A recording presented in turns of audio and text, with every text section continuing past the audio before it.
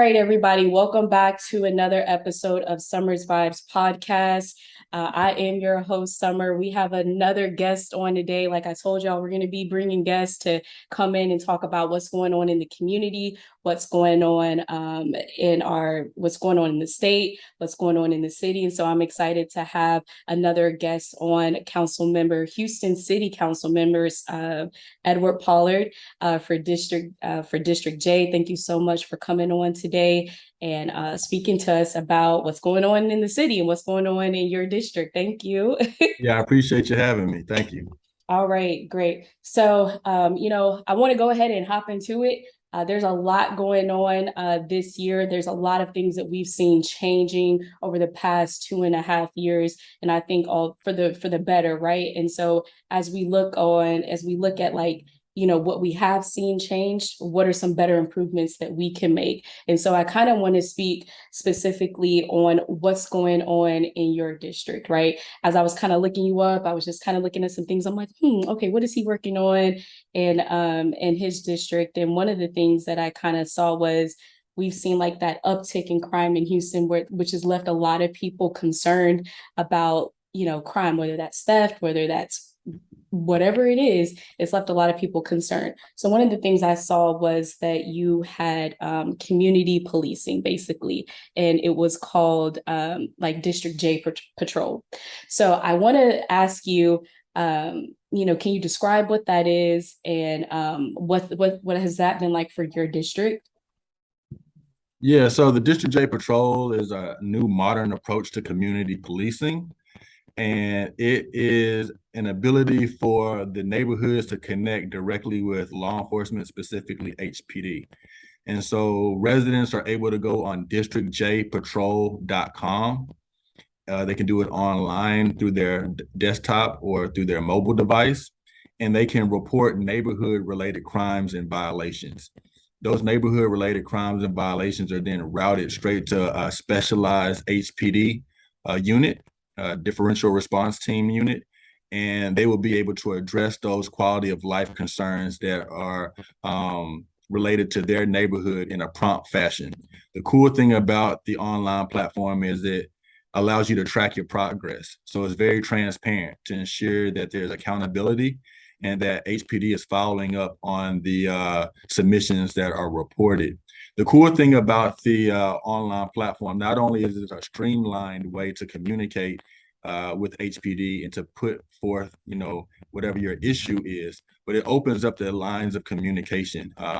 The website is independently maintained. We set up a task team of members who are volunteers and residents of the different neighborhoods in the district, and they're responsible for being the eyes and ears of their neighborhood. And they have 2 meetings a month with HPD regarding the things that happen within their neighborhood. Another cool thing about the District J Patrol is we have our own vehicles, and they're open concept. So they're not the traditional police patrol unit that you see riding down your street, but it's an on-road, off-road, open concept vehicle, and it allows for better communication. It's not as intimidating when it comes down your street.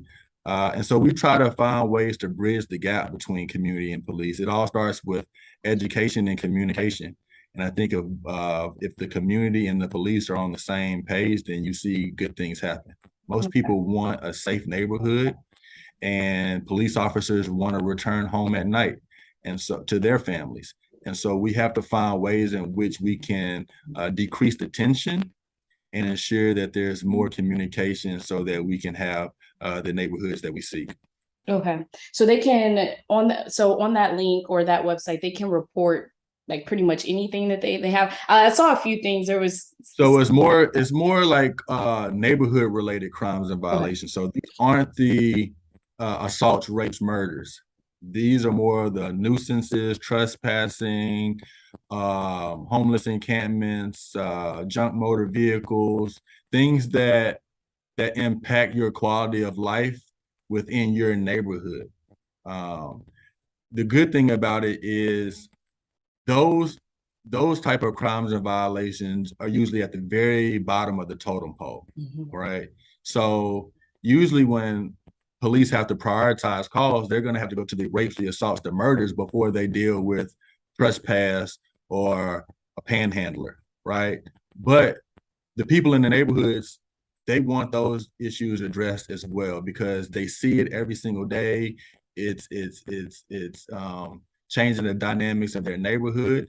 And so the District J Patrol, they only can deal with those issues and they can't get called off of assignment when they get those reports. And so we pay for that out of our office budget, and it's through overtime pay.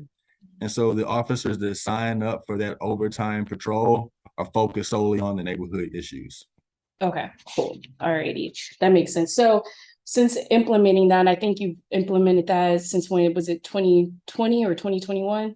2020, the end of 2020. Okay, the end of 2020. So in between like that time and now, just even based on, like you said, neighborhood patrolling or whatever, have they seen a better relationship between the community and the officers, just even based on what's going on in the neighborhood?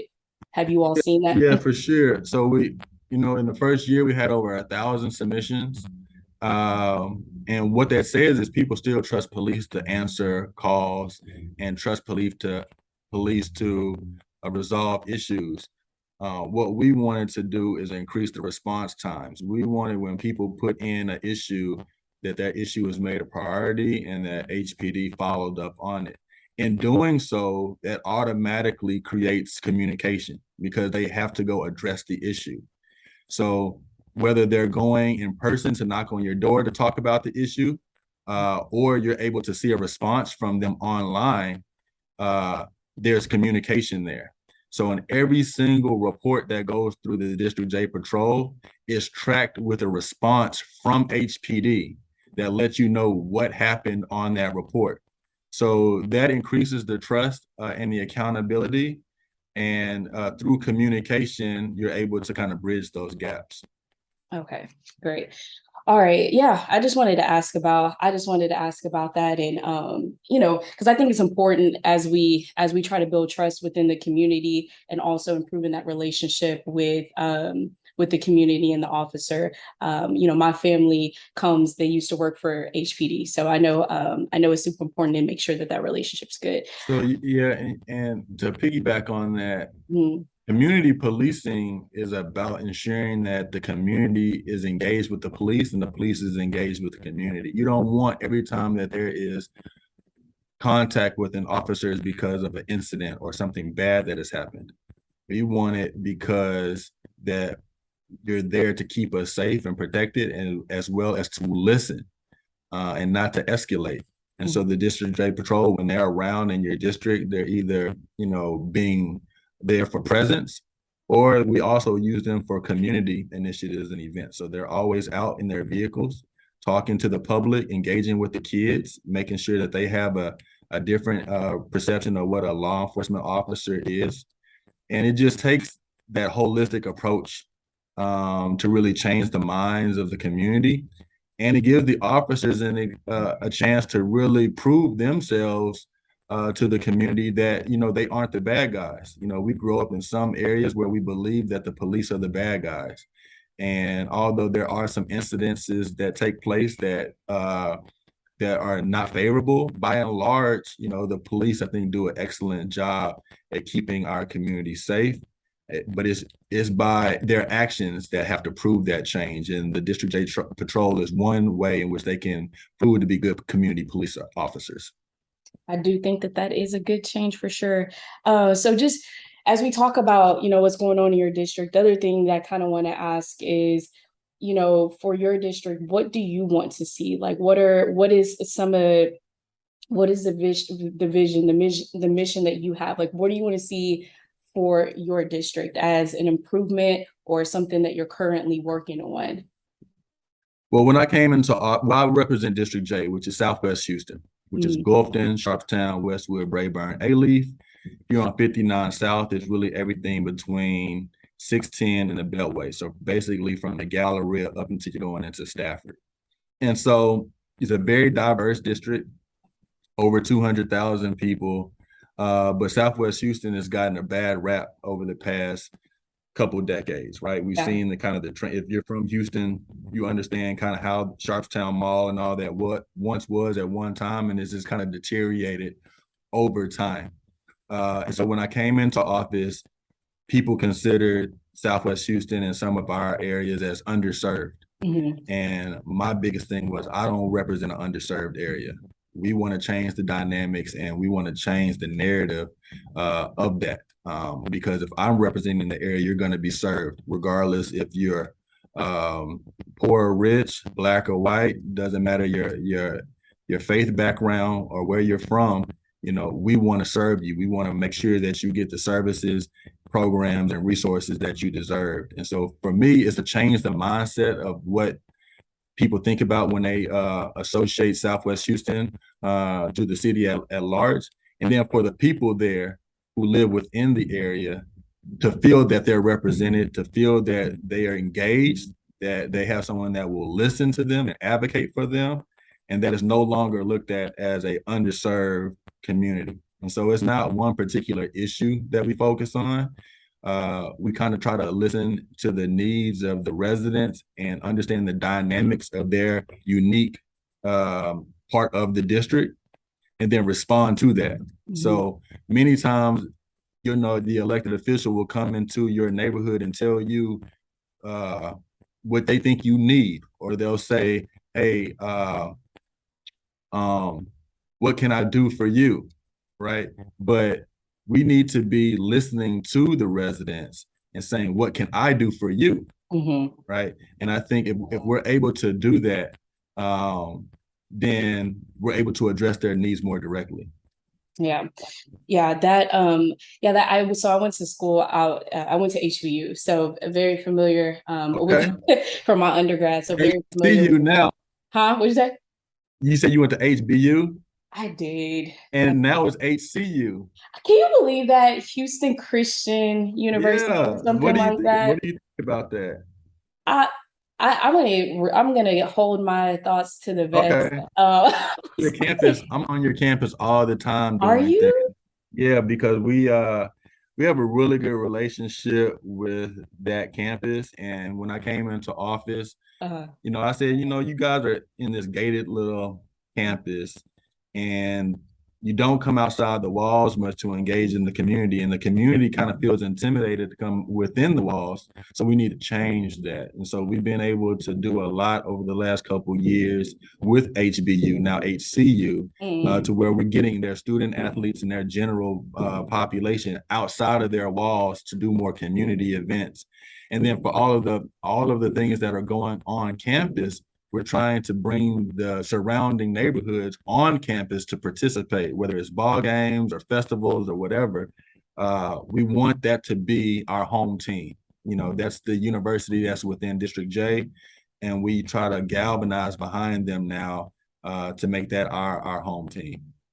That's great. It's very different than when I went like 13 years ago or something. What year did you graduate from? Well, I graduated in I think 2015, but I can say that I have seen a lot of change in that university over the past few years. But during that, you know, during the time I went, it was a little different. So that is good. That is good that you all engaged with them a lot more. And it was still gated. It was very gated when I went. So not surprised at all. But that is good. I think like community engagement is so important. So that kind of brings me to like the next topic. And when we talk about like voting and the power of your voice when it comes to voting and how we can inspire like younger generations and the youth, you know, what's your thoughts on and what's your opinion on why local elections matter so much? You talked about everything from the community policing, getting the communities and getting the neighborhood involved with some of the schools. And so a lot of people don't understand like the importance of, you know, local elections. We don't see a lot of turnout. So just want to get your thoughts on that and speak more to that. Yeah, so the local elections matter probably the most to your everyday life. Mm-hmm. So when you think about a local election, it's either a school board election, city council election, and even like your commissioners and state representatives, they're doing things that affect you every single day. So your police, your fire, your trash, your parks, your libraries, your airports, transportation, all of those things that you deal with every single day are governed by your local elected officials. And the reason that voting is so important is because the elected officials make the laws. The laws dictate what you can and can't do. So they dictate your life. And if you look at life as a game, in order to master the game, you have to understand the rules. If you don't understand the rules, then you can't master the game. And if you want to dictate the rules or change the rules, then you have to be an active participant in who makes the rules. Who makes the rules are the people that you elect. And so if you care about what's happening within your community, or you want to try to be a part of it, then voting is the biggest way in which to exercise your voice to say, this is what I would like to see. And not only me, go and get some other people as well, and have a collective to put forth people that are like-minded to you so that they can put laws and policies in place that you can stand behind. And if you do not do that and you're not a part of that process, then people are making rules for you and telling you what you can and can't do, and you have no say so in it. And you can't really complain about what's happening if you weren't a part of the process. And if it comes to the fact that you support something or elect or vote for someone and they don't, follow what they're telling you they're going to do, then the process allows you to go back in a couple of years and vote for someone else. And that's the beauty of being in a democracy is one person, one vote. But if people don't go out and vote, then we don't have the numbers that we may need from certain communities that may have certain issues that they want to prioritize being addressed. And that's why you see such a push from the national level down to try to restrict people from voting, because they understand that whoever votes in who they want gets to dictate the life that will be. Mm-hmm. And if you want things to change, or you want to have a person or persons in place that have your similar perspective, then you have to get out there, educate yourself on who they may be, and try to support them. Yeah, no doubt. And I think for younger people, I think for younger people, not to cut you off, but for younger people, it's important to, I think, educate yourself on the process and not get tied into parties. I think for older generations, and historically, we get into parties, Democrats, Republicans, and we only have two sides to choose from. But I think younger people, millennials, and the next generation, Z and then Z, have to be more issues based. Look at a person for their character, for their integrity, for their resume, and vote for them based on that than just because they have a certain letter next to their name. And I think if we're more independent with our thought, more independent and less predictable with our vote, then we'll start to get more changes in the community. Yeah, I think that's so true. And then, how involved is the person that you're voting for? How involved are they in the community? How, what's the accessibility to them? So, I think for most people want to feel like they have access to that candidate or the people or the person that's running whatever it is. So they can understand, what that person's values are, what their mission is.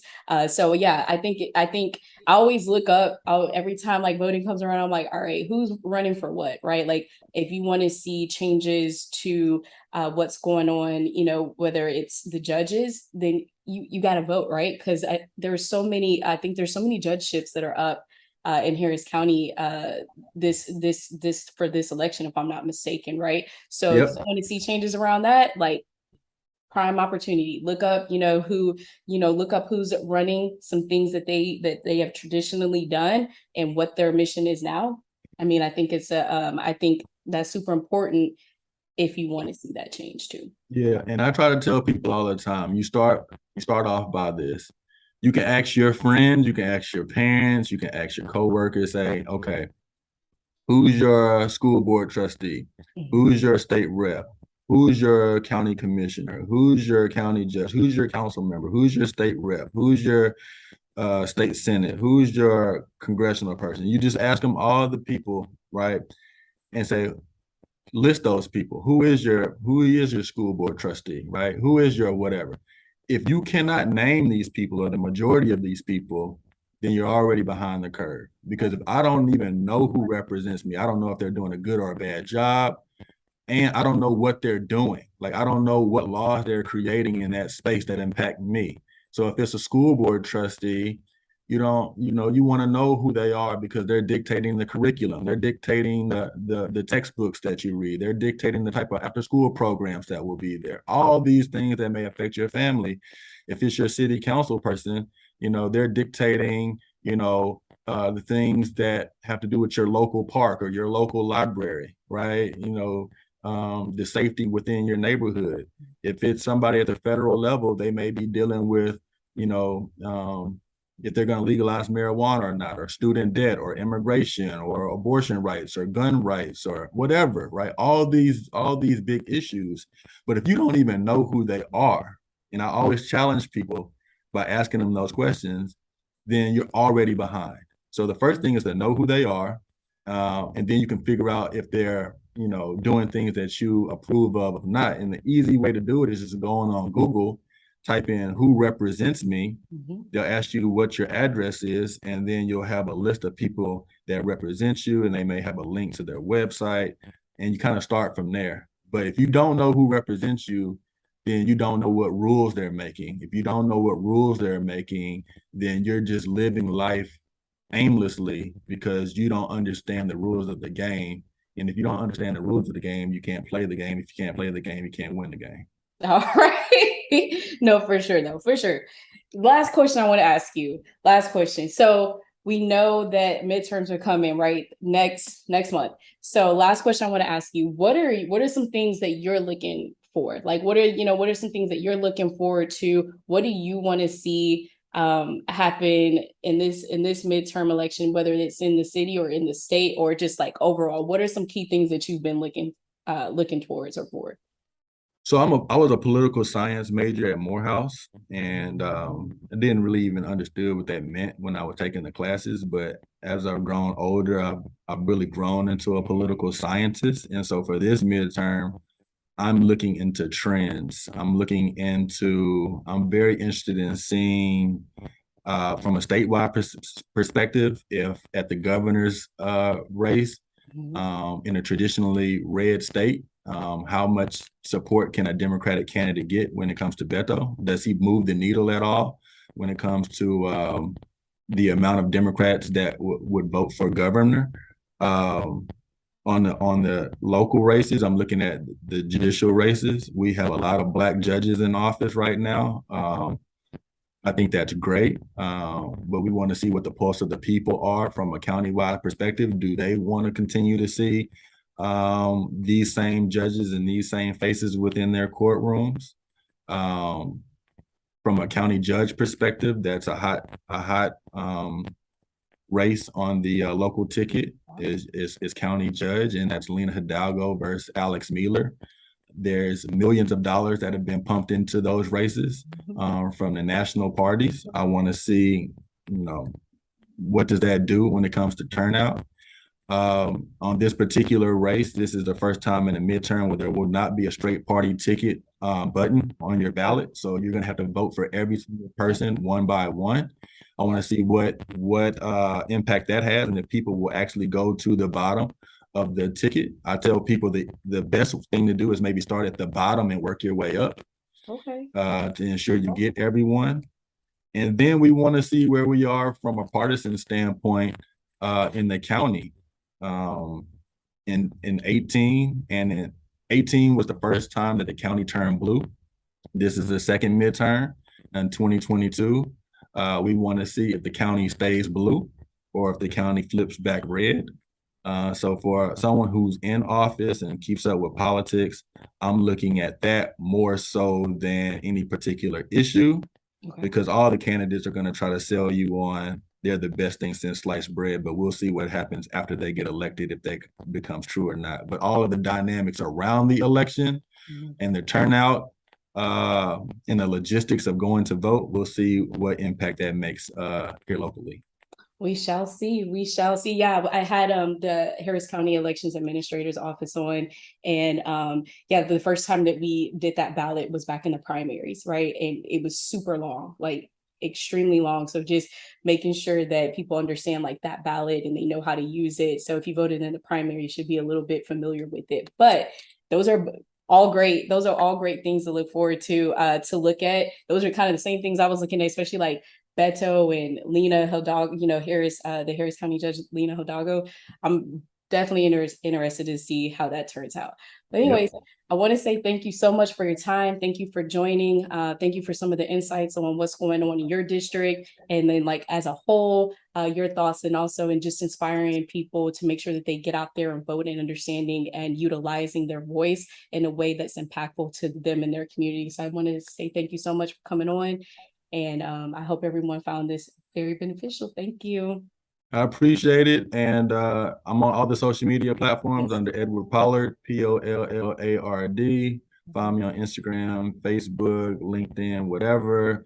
Engage with me. I do check my messages. So reach out if you see something that's interesting to you on my page that you would like to participate in, or if you have a question on a particular issue. I look forward to hearing from you. And thanks for inviting me again. All right, y'all heard it. Thank you.